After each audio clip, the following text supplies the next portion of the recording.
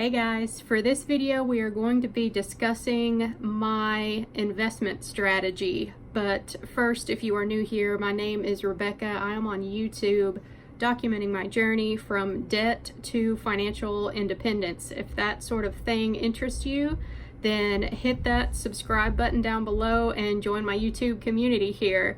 And follow me on this journey because it's going to be a long one, y'all. I am just about halfway through $90,000 worth of consumer debt. So once I get that gone, then we're going to start investing heavily. But I have decided that rather than wait until I'm completely out of debt, I am going to do a little bit more investing now. And before we get into all of that, if you are new here, I work in healthcare. I'm at work right now, actually. I'm on my lunch break, but I do ultrasound for a living. I work third shift in an ER, and I am filming this on a Friday night. We're still kind of busy. Even though I'm on my lunch break, if you see me looking over, I have to keep an eye on the computer to see if there's any orders that pop up for me to do, and then I have to clock back in anyway. So that's where I'm at right now, in case you've never seen me have a video here at work before. And obviously, before we get into my strategy here, just an overall disclaimer that I am not a financial advisor of any type. I just told you what I do for a living. This video is purely for y'all's entertainment. Feel free to discuss down below. Feel free to ask questions if you have any. Feel free to laugh at me if you don't like my investing choices. That's okay too. So, first things first though, about investing for me. I want y'all to know before I get into the details of this video that I have already been investing in my retirement account at work. That is my primary investment vehicle when it comes right down to it for right now. I invest up to the match, and up until this month of June 2019, I have been putting all of my extra money towards debt. But now for June, I have decided that I am going to start investing a little bit more, even though I still have a good chunk of debt to pay off. So the investment platform that I have decided to use after much debate is M1 Finance. And if y'all are unfamiliar with M1, it is one of the robo-advisor type investment platforms. It's very user-friendly. I know dividend investors like it a lot. If you are interested in dividend investing, I'll actually link a couple of channels in the description box down below that I want you to check out, because I'm not a dividend investor. It interests me, but I still have a lot to learn as far as that goes. And the first channel I'll link to is Jamie Briggs's channel. He's got a channel called Money Matters. And then I'll also link to Christian Robert Investing down below. Those are two channels that I follow that I enjoy, that are primarily about dividend investing. So why did I choose M1? There's a bunch of reasons, really. M1 Finance is free, first of all. They don't charge you to keep an account with them. I think that M1 has a lot more control. They let you choose what funds you want to invest in. I was debating between using M1 Finance versus Betterment. Now, Betterment, they charge a small fee, 0.25%, but when you sign up to invest with them, they choose what funds you're going to invest in. You can only adjust your asset allocation, meaning you can choose how much of your money you want in stocks versus bonds, but that's it. You can't choose the specific funds that you want to invest in. And M1 Finance allows you a little more control in that you can pick the funds or the ETFs that you want to invest in. Also, with M1 Finance versus another robo investor that people use, Robinhood, M1 Finance allows you to buy fractional shares, meaning if you don't have enough money to buy an entire share of one company, you can put in however much money you have and it will buy you part of a share.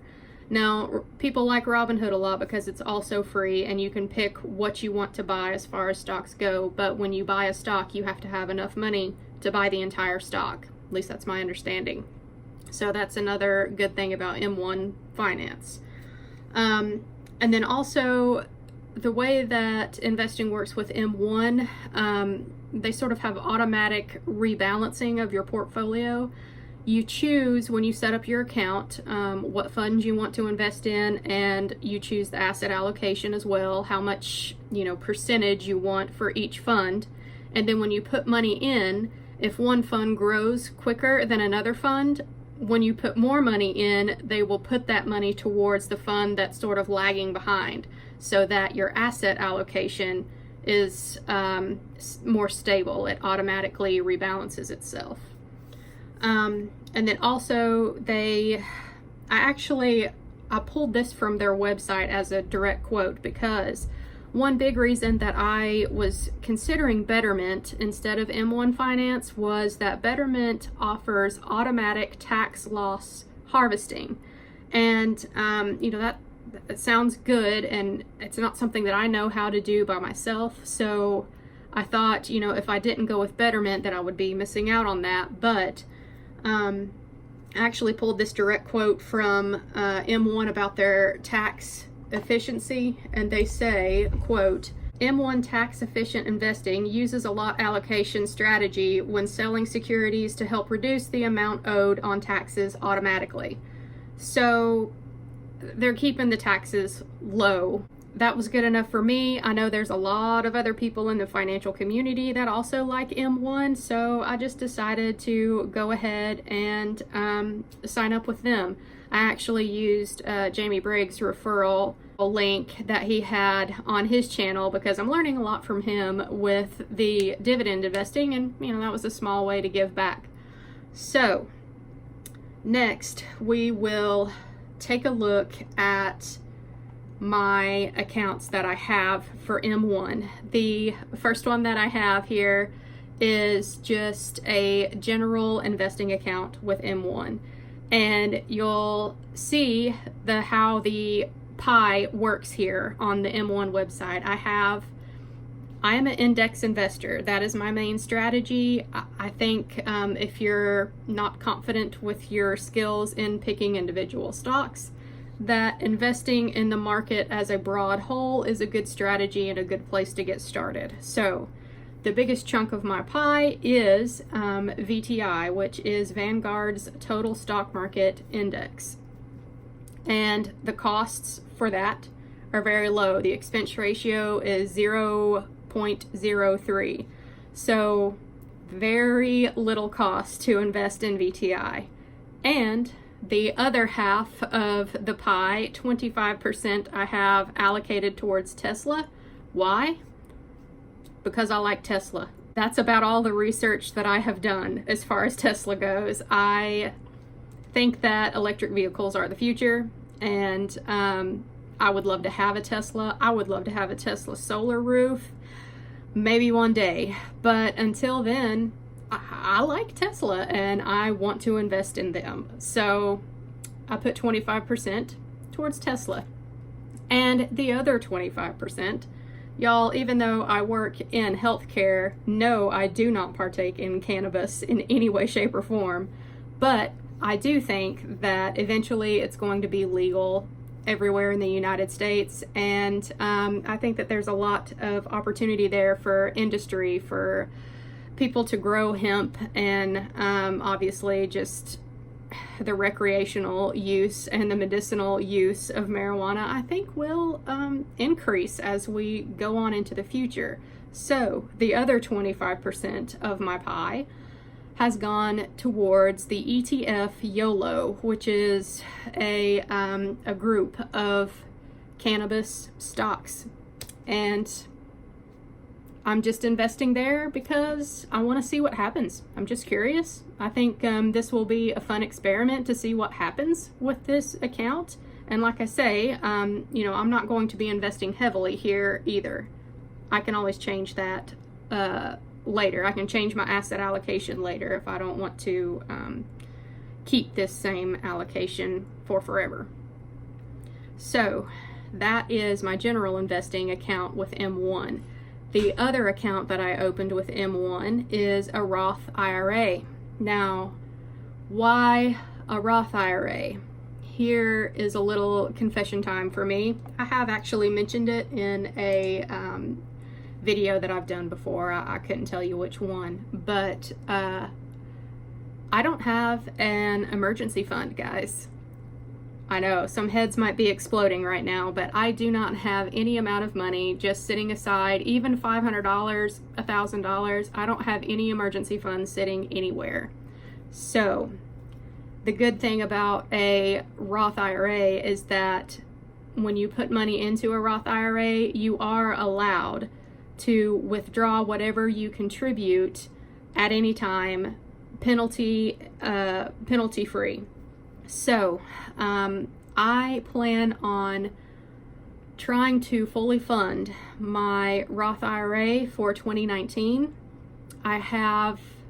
There's 7 months left for 2019, so that is why on my budget you see that I am planning on putting $857 in every month for the rest of the year. It's an odd number, but that's about what it works out to max out my Roth IRA for 2019. The contribution limit is $6,000. And yes, I'm aware that I can contribute to the 2019 Roth through April of next year, but next year I'm going to want to focus on putting money into the Roth for next year. So yes, my Roth IRA is going to pull double duty as my emergency fund if I need it to. When you put money into a Roth, you obviously don't want to take it out. You want to just let it sit there and compound. So if I'm having to take money out of my Roth, then yeah, it's a true emergency. And yes, I am aware that there's a little bit of a risk using a Roth IRA as sort of a backup emergency fund. I mean, the stock market can go down. Your Roth IRA can lose value. So, you know, that's a risk that I'm prepared to take, because when it comes right down to it, y'all, I haven't had an emergency fund in over a year now, I think, and I haven't needed one either, knock on wood. There's some cabinets above me. But yeah, if I have a small emergency that does come up, I can usually cash flow an emergency within my budget as long as it's like $1,000, $1,500, probably even $2,000 now. I would be fine to cash flow that. And again, as far as the fund that I chose for my Roth IRA, I'm an index investor, so I just went 100% VTI for now for my Roth IRA, and you know, maybe I'll change it later. I can always change it if I get more into the dividend investing, learn more there. Just change my mind because I'm a woman, that's my prerogative. I can always change it later if I want to. So the plan for these accounts as of right now, and the plan for the rest of 2019. I mentioned I am going to try to max out that Roth IRA. So that's $6,000 I have to put in, about $857 every month that I'll put into my Roth IRA.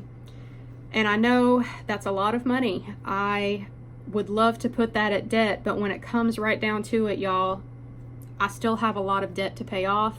I cannot get time back, and once you lose the window of opportunity to contribute to a Roth, then that window is gone. You can't decide in 2021, oh, I wish I would have contributed some money to my Roth in 2019 when I was paying off debt. It's too late. So I'm going to try to max out the Roth every year from now on for the foreseeable future. And for the general investing account, again, my budget this month, you saw I am planning on putting in $120 into my general investing account.